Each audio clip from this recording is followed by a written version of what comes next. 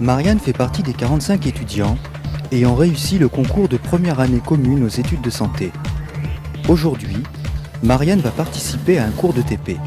La formation dédiée aux travaux pratiques occupe un volume horaire important dans le parcours de validation du diplôme d'état de docteur en chirurgie dentaire.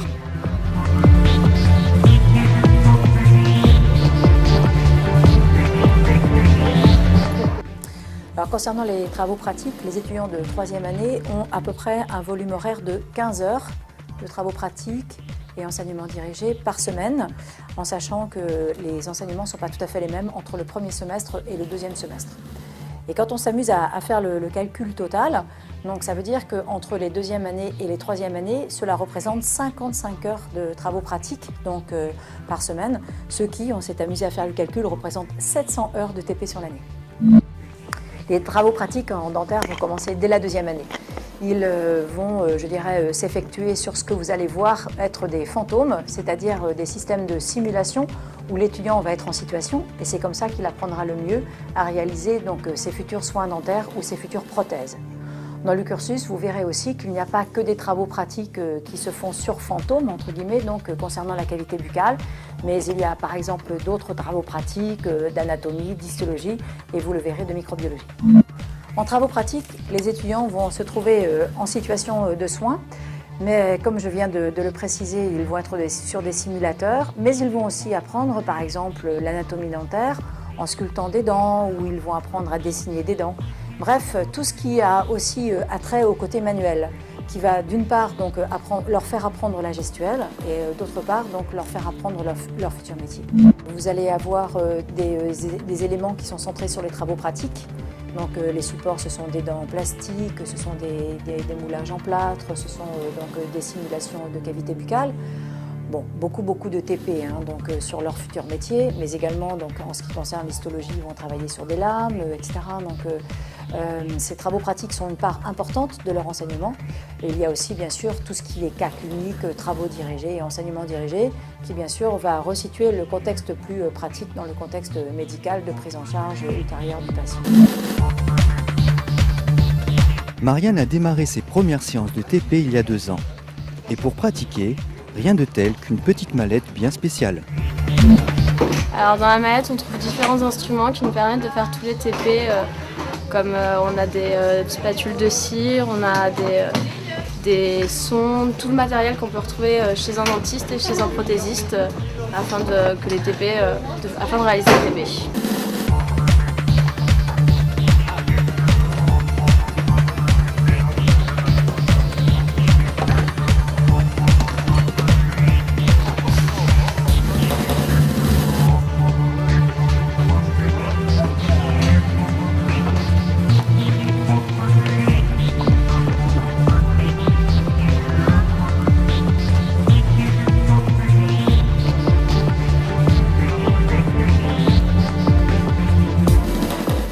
Bonjour à tous, aujourd'hui dernier TP de ce 2e montage des dents.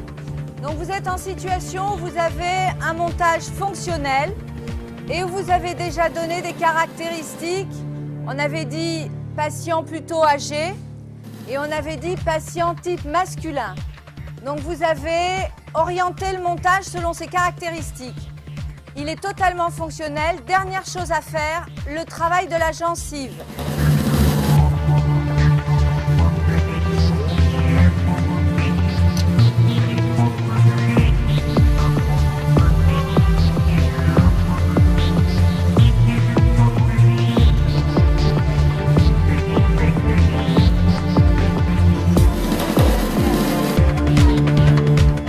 Ce matin, on est en prothèse amovible complète, donc c'est tout ce qui est pour les personnes âgées. Donc on va faire là ce matin tout le boulot du prothésiste. C'est-à-dire qu'il faut monter les dents sur des cires pour après faire la réplique en fait de ce qui sera coulé plus tard en résine. Et c'est ce qui ira en bouche de nos prochains patients.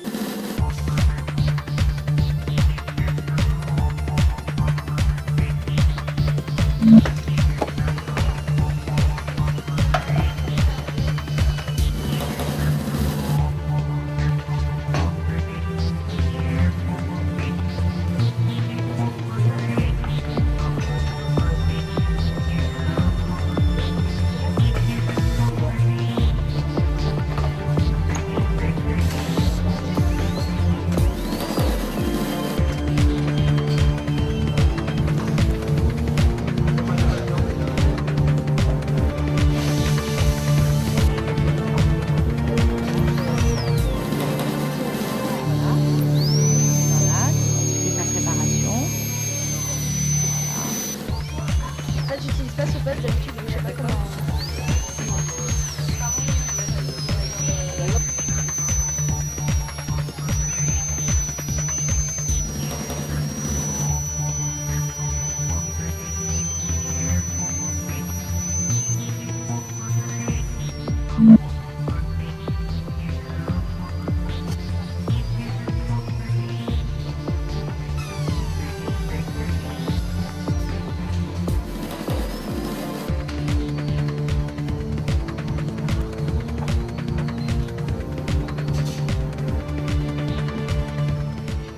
Aujourd'hui, en fait, on doit faire l'obturation, le traitement endodontique d'une molaire. Donc là, moi, actuellement, je travaille sur une prémolaire, mais les autres que vous avez dû voir sont en train de faire la molaire.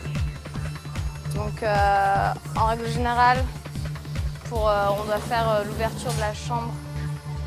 Donc moi, comme vous avez pu voir, j'ai déjà une chambre qui est faite. Donc c'est ce qu'on voit là, noir.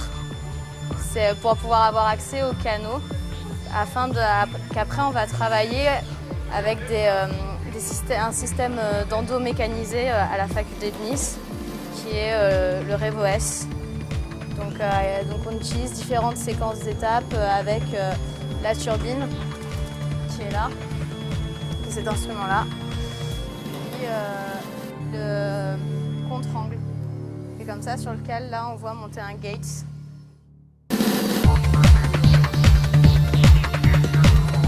La faculté de chirurgie dentaire est dotée d'un plateau technique remarquable. Et plus tard, de nouveaux supports pédagogiques seront intégrés dans la formation dédiée aux travaux pratiques. Donc on va s'orienter de plus en plus sur des simulateurs virtuels, ce qui demande des logiciels très très performants dans la mesure où l'étudiant aura l'impression de tenir un instrument et que par l'intermédiaire donc de la fraise qui va faire une cavité dans une dent, tout sera virtuel. Donc il faut développer des logiciels qui soient capables de donner justement cette sensation de dureté et de différents tissus de la dent pour que l'étudiant sache exactement quelle cavité il travaille. L'intérêt aussi, bien sûr, c'est de pouvoir observer la cavité dans le 3D et puis pouvoir répéter les exercices à volonté. Et dans le cadre de la formation des étudiants, le Labo Santé Buccale et Vieillissement organise des TP de microbiologie. Au laboratoire de santé buccale et vieillissement, nous organisons des TP de microbiologie pour les étudiants de deuxième année qui sont répartis en petits groupes d'une dizaine de personnes. Donc, nous avons plusieurs séances de TP. La première séance consiste à faire des prélèvements dans la bouche qu'ils mettent ensuite en culture sur des géloses. Puis, au cours des séances suivantes, ils regardent les bactéries qui ont poussé et identifient les bactéries. Nous accueillons des étudiants sous la responsabilité du professeur Isabelle Prêcheur. Ces étudiants peuvent travailler à la fois sur la thématique microbiologie, mais aussi sur des thématiques associées aux autres enseignants-chercheurs, comme par exemple la thématique laser. Les étudiants intéressés par la recherche peuvent ensuite poursuivre leur carrière et avoir une carrière hospitalo-universitaire. La plupart des maladies buccales sont liées à des microbes, comme par exemple la carie et la parodontite, qui sont des infections de la dent et de la gencive. Au laboratoire, nous travaillons en particulier sur des bactéries et des champignons microscopiques, les candidats, que l'on retrouve dans la bouche. Nous étudions l'effet d'extraits de plantes sur ces champignons et bactéries, à la fois en milieu liquide et sur des communautés fixées, c'est-à-dire les biofilms. Nous avons une quantité importante de bactéries dans la bouche, ce qui est normal. Ce qui est plus embêtant, c'est le développement anarchique de ces bactéries.